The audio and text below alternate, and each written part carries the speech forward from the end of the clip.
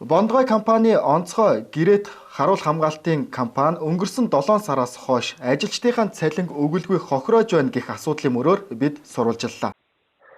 Энэ би одоо энэ хотод бондгой гэдэг юм бэ. Энэ эрдэнэт ажиллахаараа онцгой гэдэг энэ хамгаалтын албанд одоо 2-3 сар ажилласан юм аа.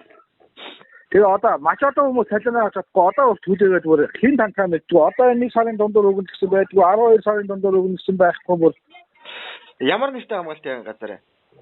Онцгой гэж хамгаалтын газар байгаа. Одоо тэр эрдэнэтэд би болохоор тэр эрдэнэтэд зэсэлтний хөвгүүд нэг үйлдвэр байгуулагчсан шүү дээ шинээр. За тэрний хамгаалтанд газар. За тэрний хамгаалтанд газар ажиллагдаад одоо 6 сараас хойш бүх цалингаа авдаг ерөөсөө. Тэр зэсэлтний хөвгөө компани мөнгөөс илжүүлэхгүй байгаа гэдэг байгаа. Тэгээд аль нь үний ерөөсөө захиргааны ярахтаа юу яагаа тэр нягтлан яга хүүхнүүд нь болохоор одоо бүр уцаас хатаж чадаа уцаад одоо бүр өстэй.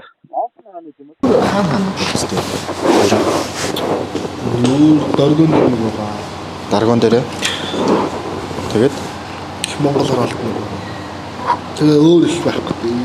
их монголчин их монголч ийм биш тий. Тий. Өдөөгөрөө нэг юм байдаг. Та эдийн цалин 7 сараас хойш өгөөгүй юм уу? 7 сар өгөөгүй юм. 7 сараас хойш. 8 9 10 11 12 нэг чинь 6 сар цалин өгөөгүй. Одоо өгнө гэх юм. Удахгүй өгнө гэх юм шүү дээ. Тэгвэл юм уу? Та нэг өдрийн гараа нь хэд их вэ? Тэгээд 24-48 сар 700. Сайн байна уу? Хөөе.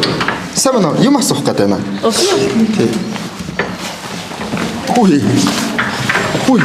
Чи яагаад байгаа юм бэ? Гүг та нарын мөнгө өгөхгүй байгаа асуудал чи би сурвалжлах гэж байна. Хүмүүс залуучууд өөр хүүхэд гэр бүлээ тижээж авч явах гэж байгаа хүмүүсийг чи ингээд нэг хөрөөгөөд ах асуудал. За тэгвэл дээр харж байгаа эсэ тэ нэг юм увайгүй үйлдэл гаргасан. Тэгэхээр Тэлмэн групп гэдэг энэ нийслэл худалдааны төвийн одоо толгой компани юм уу юу юм?